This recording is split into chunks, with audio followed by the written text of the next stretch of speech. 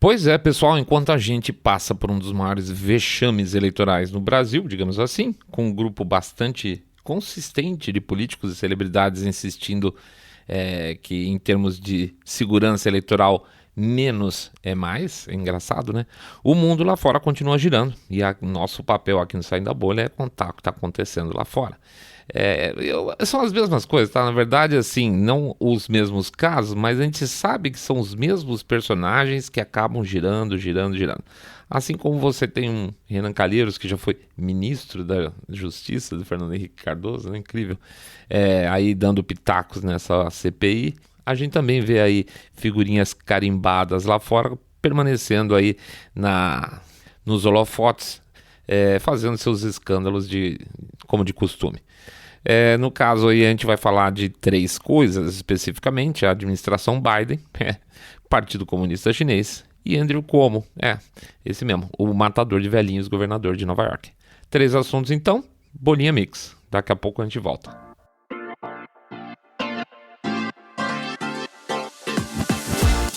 Saindo da bolha. Menos notícia, mais informação para você.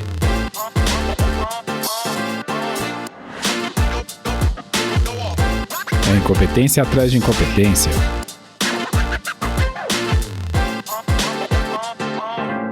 Pois é, pessoal, eu tenho um segredo para contar para vocês. Não se surpreendam, por favor, tá? Seja em um regime autocrático, como na China, seja em administrações democratas americanas, a esquerda americana, o grande destaque em termos de gestão é o quê? A incompetência. E, em termos morais, a característica principal é perdoar a si mesmo os atos que eles condenam os outros, né? Ah, vocês já sabiam disso? Puxa vida, jurava que estava contando uma novidade. Mas tudo bem, eu aposto que vocês já sabem então também, já que são inteligentes assim, já sabiam de tudo que eu estou contando, já sabem que agora eu vou fazer aquele jabacito hermoso e depois a gente vai mergulhar nessa nossa primeira história, desculpe o humor negro aqui, o trocadilho, mergulhar na primeira história, que é falar sobre a China castigada pelas inundações.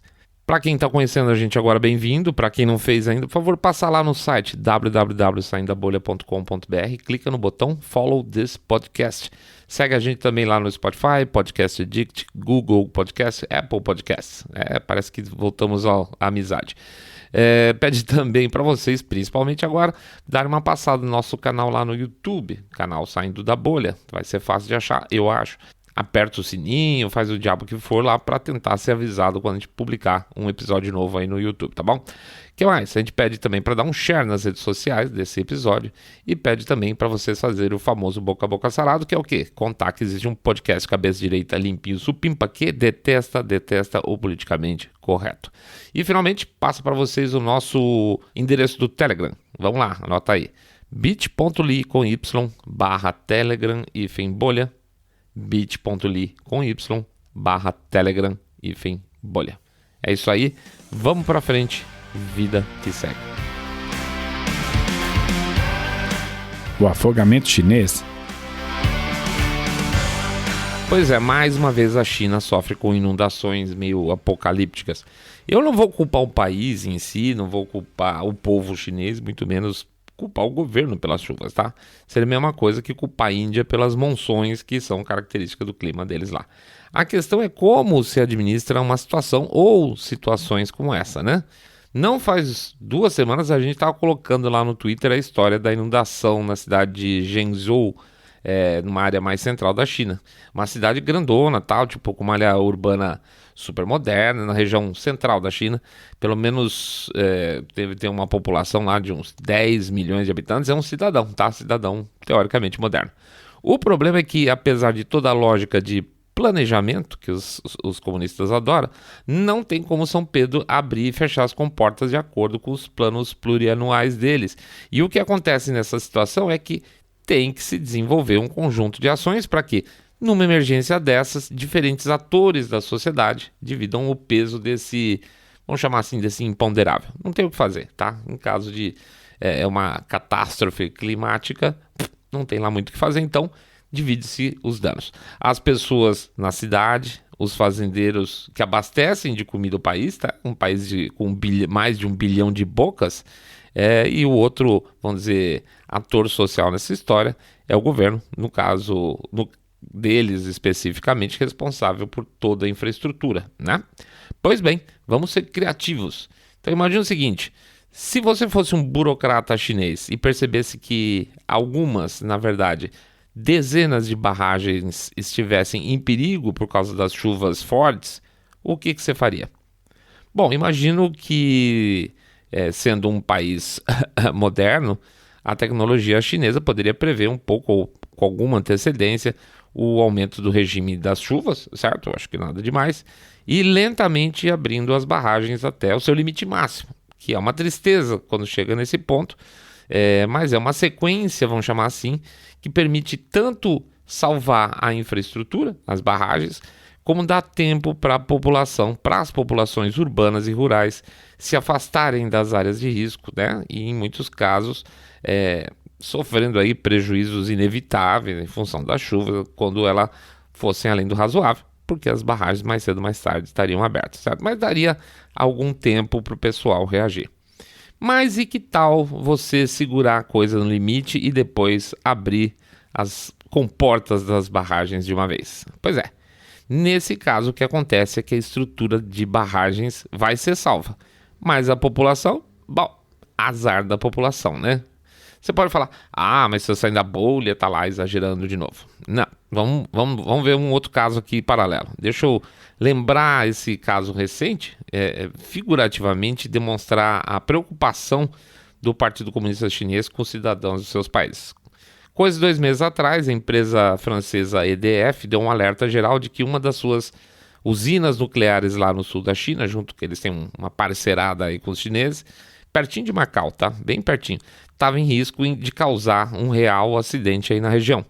Eu não sou exatamente um físico nuclear para explicar, mas as medições realizadas pela empresa indicavam que houve um aquecimento exagerado nas tais das barras de combustível da usina e que, em função disso, deveria haver um vazamento de vapor para evitar pressão, explosão, e que esse vapor estaria em um nível alto em termos de contaminação, acima do padrão, tá? E esse vapor seria solto na atmosfera. Uma vez esse vapor na atmosfera, isso com toda a carga aí radioativa que tem, poderia colocar em risco os moradores da região, inclusive Macau ali do lado. O que o governo chinês fez, que é basicamente o que normalmente se espera dele? Se os limites, pensa assim, os limites de radiação estão acima do aceitável, do padrão aceitável para a região, certo? Então o que a gente faz para resolver a situação? Tudo bem, a gente aumenta o limite aceitável e tá tudo certo, certo? É mais ou menos que nem a pobreza no Brasil, lembra como é que era? O nível de pobreza era quem ganhava menos de tanto. Para baixar a pobreza, você baixa o nível do mínimo de rendimento e aí você tem mais gente na classe média. É assim que funciona a cabeça de esquerda. Quando a coisa dá errado, você muda o parâmetro, né? E tá tudo resolvido. Muito bem. Aparentemente, conversar com os chineses, a EDF no caso, na época não surtiu lá muito efeito, a ponto dos representantes da empresa francesa correrem atrás do governo americano. Coisa absolutamente insólita para avisar que o problema estava prestes a acontecer. Sabe o que aconteceu a partir daí? Não, nem eu. A história aí naufragou no esquecimento. Pode ser que o governo americano tenha entrado na jogada e dado uma pressionada lá, pode. Pode ser que tudo tenha sido resolvido tecnicamente, bonitinho, pode. E pode ser também que as coisas estejam lá do mesmo jeito até hoje, só que sem mídia, tá? Com os novos padrões de segurança estabelecidos. Vamos lembrar, a China está com um problemão de energia. Ela está boicotando a entrada de carvão australiano, consequentemente, as usinas termoelétricas lá, as usinas a carvão deles estão na pior, tá? O governo está pedindo para as pessoas consumirem menos e, consequentemente, eles não iam poder se dar o luxo de desligar uma usina nuclear naquele momento. A gente usa esse exemplo, no caso especificamente aí da usina nuclear, para mostrar que o Partido Comunista Chinês não se importa basicamente com seus habitantes. Sempre que algum item de infraestrutura do país estiver em risco, entre sacrificar a infraestrutura e o cidadão, o segundo é a opção, claro. Mas vamos lembrar, tudo em nome do bem coletivo, tá? Melhor sacrificar aí algumas vidas, gerar um câncer aí a longo prazo nas regiões de quem está perto da usina, ou matar a população afogada, do que estragar uma infraestrutura cara, ou seja, uma barragem, uma usina nuclear, porque essas infraestruturas são para o bem coletivo, né? O resultado dessas manobras aí que eu mencionava aí antes na região da cidade de Zhengzhou, onde teve o alagamento total, é que a cidade acabou sendo alagada em questão de minutos, a partir do momento da abertura de barreiras, e um longo túnel que atravessa por baixo a parte central da cidade foi totalmente alagado, também em questão de minutos, tá? Foi assim, muito, muito rápido. E alagou rápido com os motoristas lá atrás, tá? Imagine então um túnel aí de 6 km, 5 km sendo alagado, cheio de carro parado lá dentro. As estimativas extraoficiais é que de 5 a 10 mil pessoas tenham morrido afogadas dentro dos seus carros, mas o governo chinês diz que são algumas dezenas, 30 e tantos, 40 e tal. Pois é. Quem não viu o vídeo, dá uma passada lá no nosso Twitter, tá lá ainda. Tem um dos estacionamentos onde estão os carros que foram retirados do túnel. Um dos estacionamentos, tá? Aliás, carros retirados com o auxílio do exército chinês, que cercou toda a área logo depois do incidente para evitar, digamos assim, muita falação, fofoca e informação, né? Aí sim, nesse caso, os regimes autoritários de esquerda são muito eficientes. Eles sabem como ninguém evitar circulação de notícias e fatos. Ao mesmo tempo que as áreas rurais chinesas também estão sendo devastadas por aberturas de barragens com o objetivo de preservação de estrutura. E, de novo, é uma tristeza enorme você ver os vídeos dos fazendeiros com criações de animais totalmente perdidos. Ontem mesmo eu vi 2 fazendas aí, uma com 8 mil porcos, eu acho que uma com 5 mil, uma com 3 mil. Todos os bichinhos lá afogados, depois de dias de sofrimento lá, com água na altura do nariz, porque o governo não deu nenhum apoio para o produtor, não avisou nada antes e também não foi ajudar lá na hora de retirar os bichos. Óbvio que isso aconteceu para matar afogado essa turma toda, é porque não teve tempo de salvar, porque geralmente quando você abre uma barragem as coisas acontecem muito rápido. A população desses locais tem implorado ao governo para a retirada das carcaças que estão lá boiando por todos os lugares, literalmente podres, estufadas pela água. Os habitantes reclamam do cheiro, do risco de doença, mas aí não tem ajuda. EMA, ou seja, o planejamento plurianual não leva em consideração esses pequenos detalhes, né? Como vidas de pessoas, como saúde das pessoas, como alimentação das pessoas, como segurança das pessoas. Aí não, meus amigos. É problema de cada um e o que prevalece é o coletivo. É esse tipo de coisa que tem um monte de gente com cabeça de bagre que acha ótimo, né? E que acha que isso aí deveria ser o nosso padrão político. E nos Estados Unidos também. Há quem acha que a China é maravilhoso, tá certinho. Tem que ser na porrada mesmo. E eu não preciso falar o quanto que a gente tem que evitar para a gente não ser, no futuro, vítima de histórias como essa mesmo. Covid na fronteira. Faz muito tempo que o estado do Texas tem sido uma das ovelhas negras norte-americanas quando se fala nos procedimentos contra a Covid, né?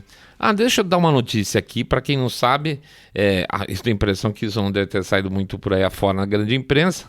Apesar da província de Alberta, no Canadá, ter feito muita barbeiragem na condução do processo de restrições durante a pandemia, a gente até citou aqui o caso lá da prisão de um pastor, foi lá em Alberta. A província, por esses dias aí, eliminou a expressão, vamos dizer assim, epidemia do seu vocabulário. Explicou. Para o governo de Alberta, da província de Alberta, agora a Covid é uma doença respiratória, viral, como qualquer outra, e todas as restrições foram levantadas. Vida normal por lá. Se você acha que isso tem só a ver com não precisar usar máscara e restrição de ocupação de estabelecimento, nada disso, vai muito mais além, na verdade. A partir de agora, o cidadão de Alberta não precisa mais realizar isolamento sequer. Passou a ser voluntário, mesmo que ele desconfie que esteja de Covid, que por sinal ele vai ter que correr atrás para se testar, porque não existe nem protocolo de testagem mais pelo governo por lá, nesse sentido, tá? Então o cara fica em casa se quiser, ele testa se quiser, toma cuidado como quiser, tá? Essa é a nova diretriz em Alberta. Óbvio que isso aí gerou uma gritaria enorme, principalmente em outras províncias canadenses que nem Ontário, que continua sendo um dos lugares mais fechados aí do Canadá, né? Então, assim, é o mesmo país, são províncias praticamente ali adjacentes, uma totalmente liberada e uma totalmente fechada, como se tivesse uma epidemia de peste negra no período medieval. É muito estranho, eu tenho que dizer, porque a gente tem a percepção aqui, mesmo sendo crítico, mesmo sendo cético por um monte de coisa que a gente é em relação a isso tudo que está acontecendo, ainda assim dá para perceber pelo susto que a gente tomou, de verdade, a percepção que essa porcaria pode acabar praticamente fica meio apagada da cabeça da gente. É como se isso fosse uma coisa que fosse para sempre. Então quando você ouve falar assim, Alberta não tem mais nada, tá tudo liberado, você toma até um susto, você fala, nossa, que responsabilidade. Essa é a primeira reação que você fala, será que dá mesmo lá para acontecer? Dá para acontecer. A gente sabe que a Covid não vai acabar mais, certo? Assim como a gripe nunca acabou. Mas é evidente que acabar vai significar realmente ter uma vida normal. É como disseram recentemente, como assim esperar tudo fechado até ter vacinas mais eficientes para voltar ao normal? Faz décadas e décadas e décadas que a gente convive com outras doenças virais, gripe até, com vacinas, e essas doenças nunca acabaram e elas continuam matando até hoje. Portanto, esperar um fim zero é simplesmente uma loucura, né? Mas enfim, super derivei. Estava falando do Texas. Ao mesmo tempo que a administração federal está lá em guerra aberta com os estados republicanos, né, por diferenças com relação à forma com que os republicanos geralmente conduzem a pandemia, principalmente na Flórida, né, onde o governador DeSantis dá uma super banana atrás da outra para o governo federal, e ao mesmo tempo que a administração federal exige posturas firmes desses estados, a administração federal transformou a fronteira do Texas em um verdadeiro corredor de coronavírus para dentro dos Estados Unidos. Estima-se aí por amostragem, rapaz, essa minha cabeça, eu tô tão cansado, minha cabeça tá ruim mesmo. Eu vou verificar a informação aqui, mas pelo que eu me lembro, alguma coisa em torno de 20% dos ilegais entrando aí pela fronteira texana estão com testagem positiva para coronavírus chinês. Desculpa a falha aí de não passar a informação redonda, porque eu tô sem ela aqui na cola. Mas é um número alto, tá? Pois bem. E o que é pior, eles ficam temporariamente lá socados nos alojamentos entupidos, passando um para o outro, graças a essa magnífica gestão federal, graças à incrível forma com que a Kamala Harris está tocando a coisa toda, né? Pois é. E em seguida, quando eles estão bem lá misturadões, com bastante Covid um passando para o outro, eles são colocados para fora, na rua, depois de alguns dias, para se apresentar, claro, posteriormente à justiça, coisa que estima aí que ao redor de 10% só fazem. 90% sai correndo para dentro do país, testado positivo para a Covid. Ou seja, o governo americano hoje é a principal causa de novos contágios em território americano. Mas claro, tudo é culpa do DeSantis e do governador Greg Abbott lá do Texas, certo? Nunca, gente, nunca vai ser culpa nada da esquerda. Os caras só têm soluções, palpite para dar, ideias incríveis, teorias, né? Teorias, mas quando chega a hora de colocar as ideias em práticas, invariavelmente elas falham absurdamente. Se como não sair. Não é de hoje que o governador de Nova York tá andando na corda bamba, quer dizer, deixa eu corrigir aqui. Se depender da imprensa americana, o cara é fantástico, tá? É fantástico, apesar de ter matado milhares de velhinhos, graças a uma legislação estadual que entuchou os asilos com velhinhos doentes de Covid. Matou milhares, lembra?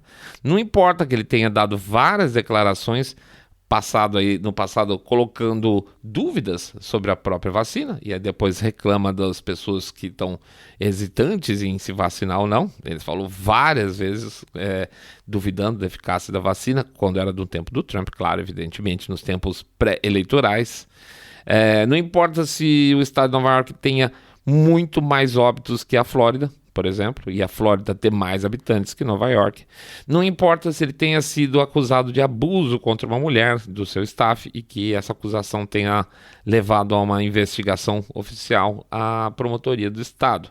Pois é, só que essa investigação oficial chegou agora a um ponto em que o Cuomo é acusado de 11 casos de abuso sexual. E claro, isso não é nada bacaninha. Ainda mais considerando que os republicanos, que são chamados de toscos, né, que não se preocupam com as mulheres, e os democratas, sim, são os bonzinhos que estão sempre respeitando as mulheres e as minorias. Pois é, dá para saber como é que funciona isso. Enfim, só que agora a pressão se iniciou num nível e um certo jogo de empurra está em andamento. Joe Biden, a líder Nancy Pelosi e o peso pesado aí, o canalha Chuck Schumer, já pediram a cabeça do Cuomo. Mesmo o prefeito de Nova York, Bill de Blasio, que já tem denúncias, já naquelas denúncias iniciais lá no passado, tinha pedido a cabeça já do Andrew Cuomo. Na verdade, eles vivem pedindo a cabeça um do outro, né? O Cuomo pediu também a cabeça do de Blasio na época da pandemia, no começo. E tá todo mundo aí na carga, basicamente, declarando que está na hora do Cuomo, aspas, sair do caminho. E em resposta ao processo em andamento, então, a equipe jurídica do Cuomo apresentou uma série de fotos. Veja isso, olha que coisa.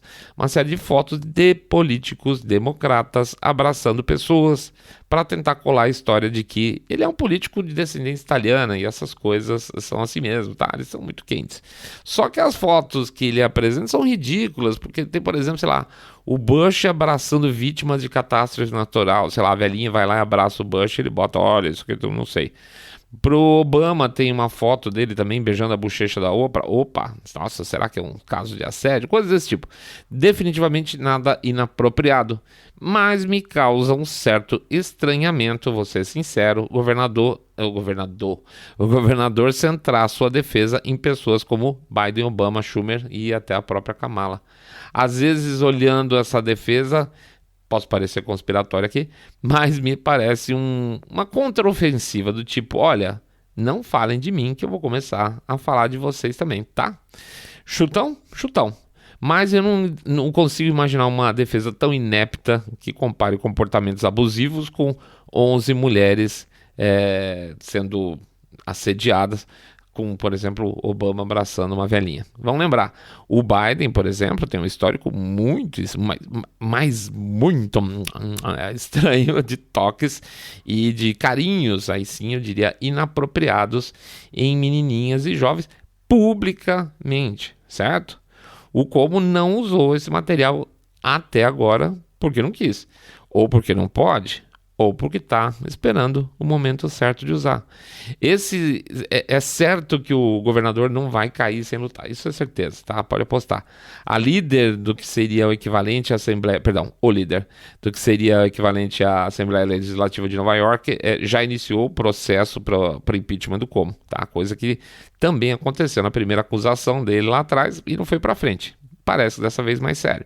De lá para cá a bola de Cuomo baixou um tanto, realmente, mas não o suficiente para ele, por exemplo, não ganhar um Emmy, né? Pois é, parece que o pessoal da cultura é chegado num assédio sem punição, quando o assediador é deles, claro. Em resumo, eu acho difícil como, honestamente, escapar dessa aí. Tem 41 testemunhos sob juramento e inúmeras evidências do processo para que ele tenha que rebater. Em fevereiro desse ano, a gente já tinha feito um programa, uma rapidinha sobre o tema, e na época a imprensa, foi a primeira acusação contra o Cuomo, a imprensa deu pouco ou nenhum espaço para essa acusação, principalmente, claro, a CNN, onde trabalha o seu irmãozinho, o Chris Cuomo, que como jornalista altamente imparcial, continua em silêncio contra as acusações do irmão na emissora. Surpresa, né? Não é. Veja, interessante. Há quem diga que a cabeça do Chris Cuomo, da CNN, também está aí correndo o risco de ser cortada porque exatamente ele está dando esse apoio, não só o apoio pelo silêncio nos seus programas, mas porque por fora ele tem ajudado o irmão também. Então ficaria um super conflito de interesse, o que também não é surpresa. Mas o como tem tudo para se espatifar, tá? E se espatifar, vamos esperar então a vez do Gavin Newsom, que é o governador da Califórnia também, e o recall que pode sofrer por lá.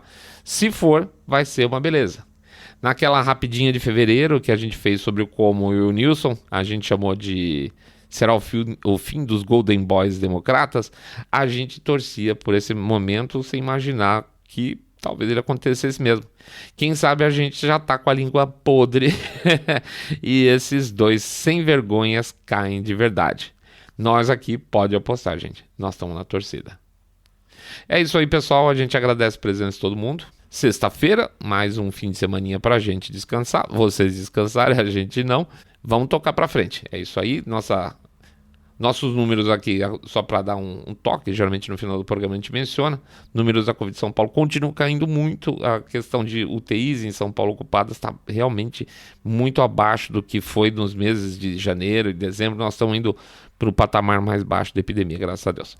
É isso aí, vamos lá. A gente quer, na verdade, que vocês todos fiquem muito, muito mais super, super bem.